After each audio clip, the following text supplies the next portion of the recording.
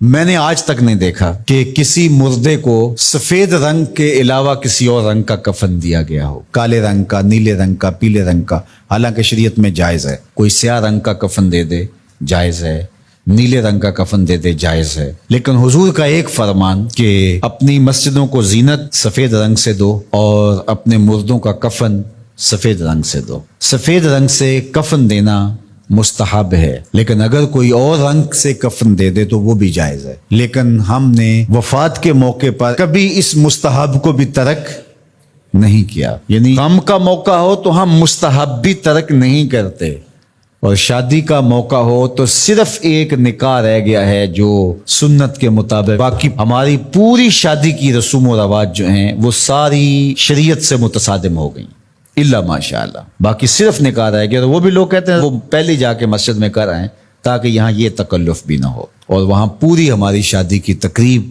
جو ہے وہ ہماری مرضی کے مطابق۔ یہ خاندانی رسم ہے، یہ ہم نے میڈیا پہ دیکھی تھی، یہ سوشل میڈیا پہ دیکھی تھی، یہ ہمارے ایک دوست کی شادی پہ گئے تھے، یہ ہم نے وہاں دیکھا تھا، اور کتنی تہذیبوں کا مغلوبہ بنا کے ہم ایک تقریب کرتے ہیں، اور اس میں ہماری خواہش ہوتی ہے۔ ہم شریعت سے نہیں پوچھتے کہ شریعت اس کے بارے میں کیا کہتی ہے۔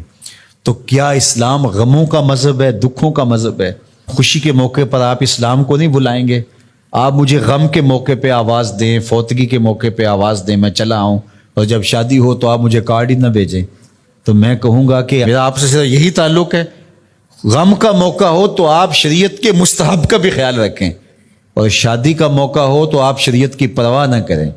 تو یہ تو پھر آپ کی مرضی کا دین ہوا نا، جہاں چاہا اس کو پسند کر لیا، جہاں چاہا دین کو چھٹی دے دی۔ کاروبار میں، اپنے طرز زندگی میں، اپنی سیاست میں، اپنی پارلیمنٹ میں، اپنی کچہریوں میں، اپنی عدالت میں، اپنے میڈیا ہاؤسز میں کہیں دین نہیں ہے۔ دین کہاں رہ گیا؟ اللہ اکبر۔ اقبال نے جو شکوہ میں کہا کہ اگر مسجد میں صف آ رہا ہوتا ہے تو غریب، دین غریبوں کے پاس رہ گیا۔ دولت بڑھتی جاتی ہے تو دین بھی مرضی کا ہوتا جاتا ہے۔ مولوی صاحب کو پابند کرنے چاہتے ہیں لوگ کہ آپ اس طرح کا دین دے جس طرح ہم چاہتے ہیں۔ تو یہ تو اپنی خواہش اور آرزو اور تمنا کا نتیجہ ہوا۔ تو اللہ فرماتا ہے پھر یہ کیا ہوگا اگر تم ایسا کرو گے تو آخرت رہی، وہاں تو اشد عذاب تمہیں ہوگا ہی، دنیا میں بھی تمہارے لیے خزی رسوائی ہے۔ اور آج ہمارا مسئلہ کیا ہے؟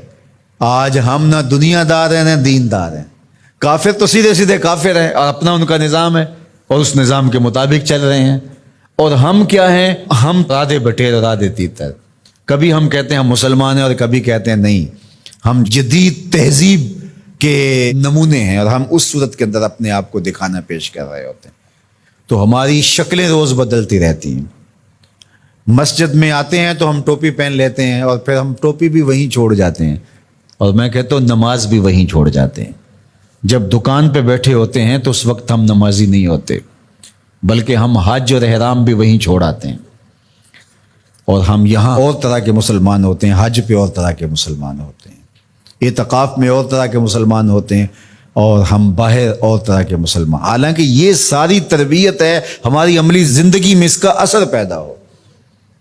جب سجدہ کریں تو سجدے کا نور لے کے گھر پلٹیں، جب رکوع کرے تو رکوع کا جمال ہمارے ساتھ سفر کرے، جب حج کرے تو حج کا نور ہمارے ساتھ اتر کے آئے اور ہم اس کو معاشرے میں بانٹیں، اعتکاف کا جمال ہماری طبع کے اندر راسخ ہو جائے اور ہمارے اندر جو ہے وہ نور بکھیر دے۔